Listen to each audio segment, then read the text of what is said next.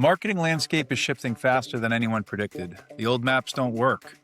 And the brands that are winning aren't following a better playbook, they're pioneering on without one. This is Brandistry Buzz, a podcast for marketers who are ready for whatever comes next. I'm Nate Challen, brand strategist, marketing executive, and someone who's spent 3 decades helping brands navigate uncertain territories. Each week, we'll take one idea, in marketing, leadership, or innovation, and follow it through until it's actually useful. Real examples, honest takes, clear recommendations. So let's buzz! In 2010, I spent the better part of a year looking for new places for J&J's beauty brands to live. The core retail channels of the day, food, drug, mass, what we called FDM, were mature and crowded. They still are. Meanwhile, Proactive was quietly building an empire, selling acne care through infomercials, proving there was real money in a channel that the big players had ignored. So we went looking, e-commerce, home shopping network, direct response television, anywhere a brand could grow without fighting for another inch of drugstore shelf. What we landed on was Korres, a Greek beauty brand built on natural ingredients with a devoted following and a coveted home at Sephora. We acquired the US rights, and on paper it was exactly what we wanted. Instant access to the fastest growing channel in beauty. The model was different from J&J's, which was kind of the point. Korres is winning at Sephora in a way you win at Sephora, with people. The dedicated sales force went store to store, educating cast members, Sephora's term for store employees, who worked the stage, the sales floor, and advised guests. The same team worked with the directors, store managers, to land promotions, negotiated locally, stage by stage. Korres' products leaned on ingredients based more on trend than science. The operation ran on a logic J&J had never needed to learn before. And J&J never did learn it. Many of the products stalled in our regulatory review process, built for a different kind of claim. The sales force, the actual engine of the channel, was viewed as an expense line to trim rather than an essential investment that it was. We had bought Korres for a capability and then slowly dismantled the parts that made it work. 4 years later, the two sides parted ways, and the Greek parent took back the job of building its brand in the US. I've thought about that experience many times since then because it's not just a J&J story. It's a trap that many acquirers fall into. And the clearest version belongs to a company that started as a club. In 2012, a guy named Michael Dubin posted a video announcing Dollar Shave Club. To see why it landed, you have to picture the category it walked into. For years, the razor business was as close to a sure thing as commerce gets. Stubble grows through every recession. 2 players, Gillette and Schick, owned roughly 80% of the U.S. market and protected fat margins behind locked plastic cases at the drugstore. Nobody enjoyed buying blades, and nobody had a real alternative. If you haven't watched the launch video, our blades are effing great recently, it holds up. 90 seconds of deadpan, profane, low-budget confidence. It drove roughly 12,000 orders in 48 hours and since passed 27 million views. But the video was just the surface. Underneath it, Dollar Shave Club had rebuilt the category on 3 ideas at once: direct-to-consumer instead of retail, subscription instead of one-off purchase, and a low transparent price instead of paying more and feeling worse about it. In my language, Dollar Shave Club was ready. Subscription was relevant for a product that needed regular replenishment. It won on ease, no trip to the drugstore, no locked cabinet, blades at your door.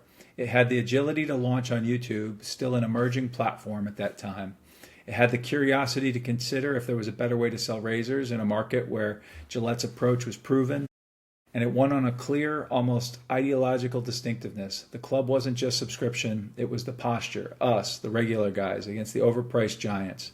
By 2016, it had more than 3 million members and was on track for around $225 million in sales. So in July 2016, Unilever bought Dollar Shave Club for a reported $1 billion in cash.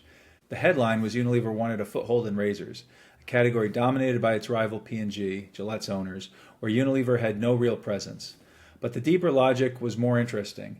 Just as Proactive had shown in skincare, direct-to-consumer was becoming the most important new growth engine in consumer goods. And it was being built almost entirely by upstarts, not incumbents.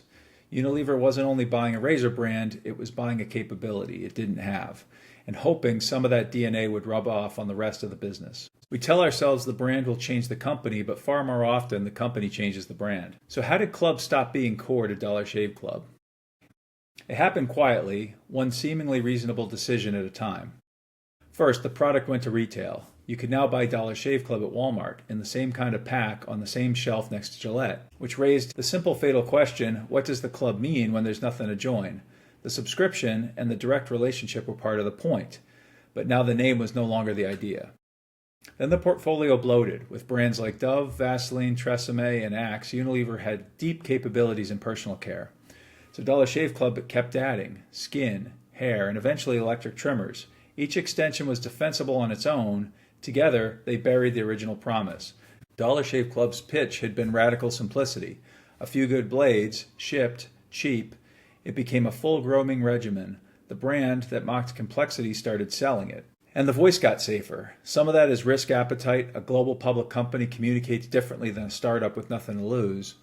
But there's a deeper problem, and it's one of conviction. It's very hard to credibly rail against the big guys when you've become one of them. The irreverence that made Dollar Shave Club distinctive wasn't a tone. It was a point of view that depended on being the underdog. Sand off the point of view and the joke stops landing. Finger by finger, Dollar Shave Club's grip on itself and the market slipped away. So the reckoning came. The numbers told the story. Sales peaked around the time of the acquisition and never found another gear. Unilever's own leaders said so out loud. By 2022, then CEO Alan Hope acknowledged the brand did not deliver as expected, and that the economics of DTC had changed. In 2023, his successor went further, listing Dollar Shave Club among Unilever's unsuccessful attempts to move away from their core. That same year, 7 years after they acquired it, Unilever sold a majority stake to private equity firm Nexus Capital Management for an undisclosed amount. The official language was all forward motion. Unilever called it a step to transition our portfolio towards core strategic growth areas. But this is what it looks like when a company exits a bet that didn't pay off. It's fair to note that the world did shift underneath the brand. COVID made clean shaving a lot less aspirational, and grooming habits moved with it. That's a real headwind, but explains a chapter, not the whole book. The erosion of the club's core idea was well underway before anyone grew a pandemic beard. None of this means acquisitions of scrappy challengers are definitely doomed. Unilever itself has done it well in other cases. Liquid IV grew dramatically under its ownership. And Pixar didn't merely survive inside Disney, it revived Disney animation. The smaller, sharper culture reshaping the giant rather than the other way around. The thing that separates the winners from the Dollar Shave Clubs isn't luck, it's compatibility. In the successes, the parent strengths elevate the core of the acquired brand. In the failures, the parent system overrides it. Which means the most important question in any acquisition isn't, is this category attractive, or is this growth real? Those are easy yeses that get deals done. The hard question is, what is this brand's core, and is it actually compatible with how we operate? An attractive trajectory built on capability you're structurally unable to protect isn't an asset, it's a countdown. So how do you protect the core you paid for? If you're acquiring a brand or leading one inside a larger company, here's 5 things to keep in mind. 1. Name the core before you close. Write down in one sentence the single idea the brand depends on. For Dollar Shave Club, it was the club. For Korres, it was expert-led selling at Sephora. If you can't say it, you can't protect it. 2. Audit compatibility, not just attractiveness. A great category and a steep growth curve mean nothing if your operating model is built to reject the thing that makes the brand work. Ask where your system will fight the brand and be honest about whether you'll win that fight. 3. Protect the engine, not just the name. The Sephora sales force and the DTC subscription weren't cost lines, they were the business. Cutting the engine to make the P&L look better is how you keep the logo and lose the company. 4. Decide who's changing whom, and mean it. If the point of the deal is to learn a new capability, your job is to adopt it, not assimilate it. The default gravity of a large organization is to make the small things look like everything else it owns. That gravity has to be fought on purpose. Finally, resist the regimen. Every capability you bring to the table will tempt you to extend the brand.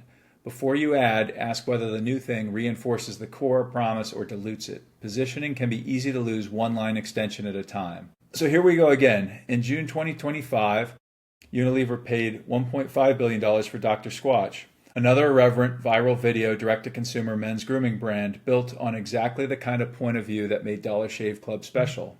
Hopefully they learn their lesson and the next decade looks like Liquid IV instead of Dollar Shave Club. But Dr. Squatch will come down to the same question it always does. Will Unilever sharpen the edge or dull it down? Every acquirer faces that choice. and so does every leader handed a brand to steward. The ones who get it right have identified the edge, and they're prepared to preserve it. So are you ready?